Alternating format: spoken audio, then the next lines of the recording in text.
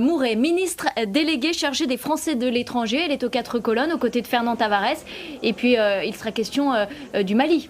Effectivement, beaucoup de questions seront posées au gouvernement. Madame la ministre, merci d'être avec nous. Alors, je pourrais vous poser une question simple. Quelles sont les dernières nouvelles? Est-ce qu'on sait ce que sont devenues les personnes françaises qui ont été enlevées, surtout les enfants, leurs parents? Est-ce qu'on sait qui sont ces ravisseurs ou pas encore? Écoutez, nous restons très mobilisés, bien sûr, le ministère, le centre de crise et les postes. Et nous suivons la situation d'heure en heure. Je crois que vous avez autant d'informations que je peux en avoir moi-même. Malheureusement, nous ne connaissons toujours pas l'identité des ravisseurs, puisque ceux-ci n'ont toujours pas de revendications, en tout cas formulées. Donc on ne connaît pas leur motivation, on ne sait pas exactement où ils vont. Et ce qu'ils vont faire, le seul objectif pour nous, eh bien, c'est de voir nos otages, nos ressortissants français libérés au plus vite et de retour sains et saufs.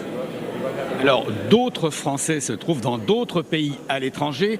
Heureusement, l'attention n'est peut-être pas la même, mais est-ce que vous ne vous interrogez pas quelque peu pour vous dire, est-ce qu'en raison de ce qui se passe au Mali, de l'intervention des forces françaises, il ne pourrait pas y avoir une relation de cause à effet? Est-ce qu'il ne faut pas prendre des mesures préventives?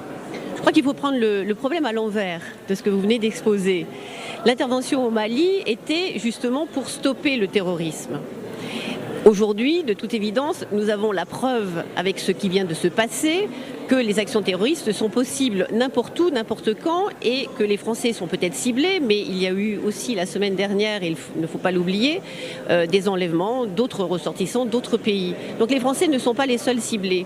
Bon, néanmoins, je viens de faire une tournée qui m'a menée à la fois en Libye, en Tunisie, en Algérie, au Maroc, mais aussi au Mali et au Niger, justement pour faire l'état des lieux, pour bien m'assurer que nos protocoles de sécurité établis par les postes fonctionnent correctement, que les emprises françaises sont sécurisées. J'ai contacté les différentes entreprises françaises qui sont présentes dans tous ces pays pour m'assurer en effet que nos protocoles sont bien en place et que ceux-ci sont activés le moment venu.